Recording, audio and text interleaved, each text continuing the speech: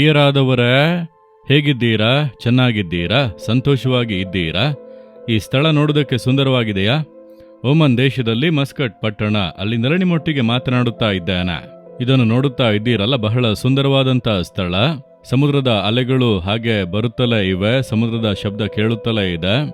ಈ ಸ್ಥಳಗಳು ನೋಡುವುದಕ್ಕೆ ಬಹಳ ಸುಂದರವಾಗಿದೆ, ಅಟ್ಮಾಸ್ಫಿಯರೇ ಬಹಳ ರಮ್ಯವಾಗಿದೆ. ಈ ಒಂದು ಸುಂದರವಾದಂಥ ಸ್ಥಳದಿಂದ ನಿಮ್ಮೊಟ್ಟಿಗೆ ಮಾತನಾಡುವುದು ನನಗೆ ಬಹಳ ಸಂತೋಷ.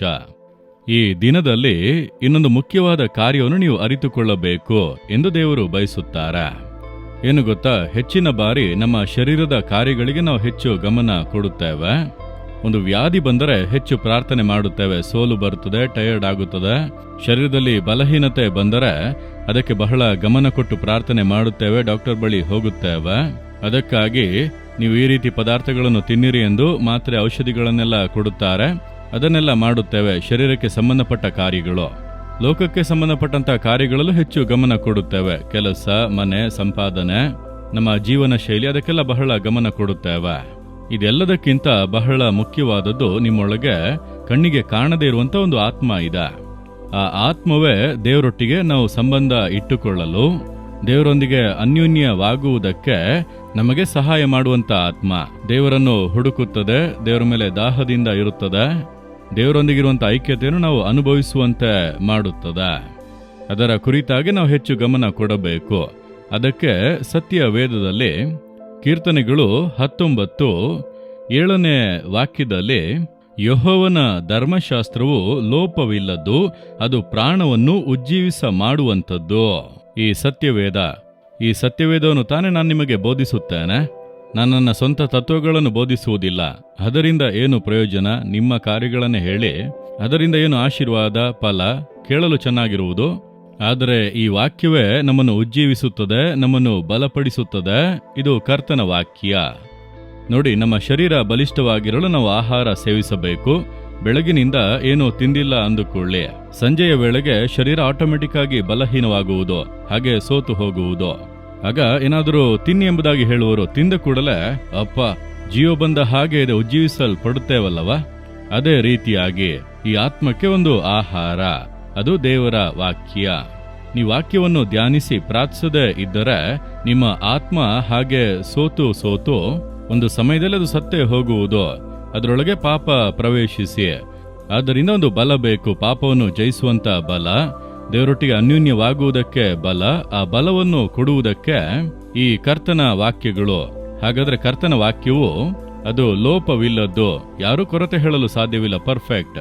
ಅದೇ ರೀತಿ ನಮ್ಮ ಪ್ರಾಣವನ್ನು, ನಮ್ಮ ಆತ್ಮವನ್ನು ಉಜ್ಜೀವಿಸುವಂತದ್ದಾಗಿದೆ. ಆತ್ಮವನ್ನು ಉಜ್ಜೀವಿಸುವಂತ ಶಕ್ತಿಯು ಈ ಸತ್ಯ ವೇದಕ್ಕೆ ಉಂಟು. ಆದ್ದರಿಂದಲೇ ನಾನು ಪ್ರತಿನಿತ್ಯ ಈ ಸತ್ಯವೇದವನ್ನು ಬಹಳ ಓದುತ್ತೇನೆ, ಬಹಳ ಪ್ರೀತಿಸುತ್ತೇನೆ.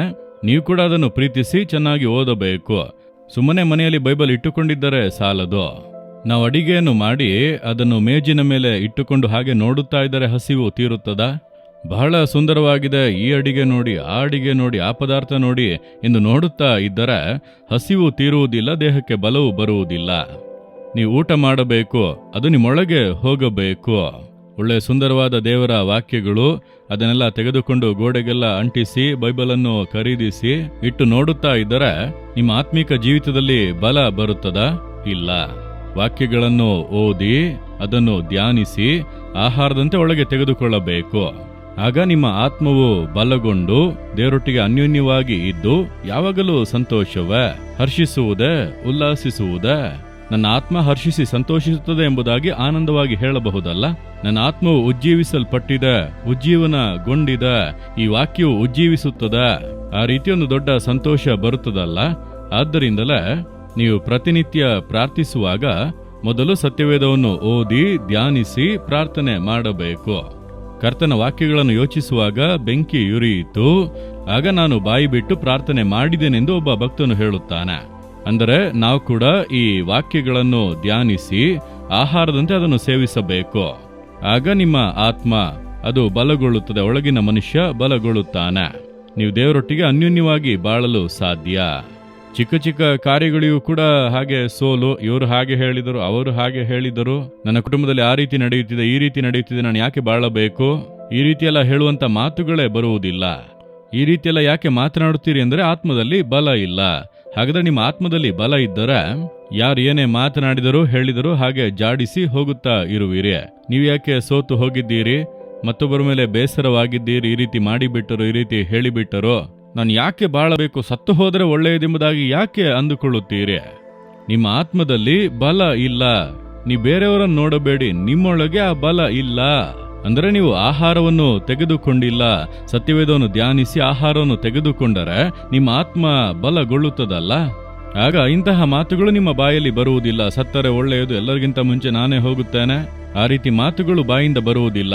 ನಾನು ಕರ್ತನಿಗಾಗಿ ಬಾಳುತ್ತೇನೆ, ಕರ್ತನು ಸಂಗಡ ಇದ್ದಾನೆ, ನಾನು ಎಲ್ಲವನ್ನು ಜಯಿಸುವೆನು, ಯಾವುದು ಏನು ಮಾಡಲಾಗದೋ, ಯಾವ ಹೋರಾಟವು ಕದಲಿಸದೆಂದು ಧೈರ್ಯವಾಗಿ ಹೇಳುವಿರಿ.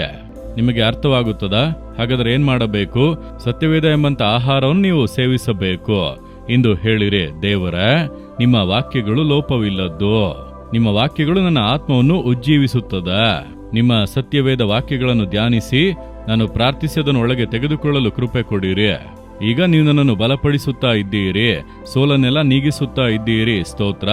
ಈ ದಿನ ಮೊದಲುಗೊಂಡು ನಾನು ವಾಕ್ಯಗಳನ್ನು ಸೇವಿಸಿ ಹೊಸ ಬಲದಿಂದ ಬಾಳಲು ಅರ್ಪಿಸಿಕೊಳ್ಳುತ್ತೇನೆ. ಯೇಸುವಿನ ನಾಮದಲ್ಲಿ ಆಮೇನ್, ಆಮೇನ್.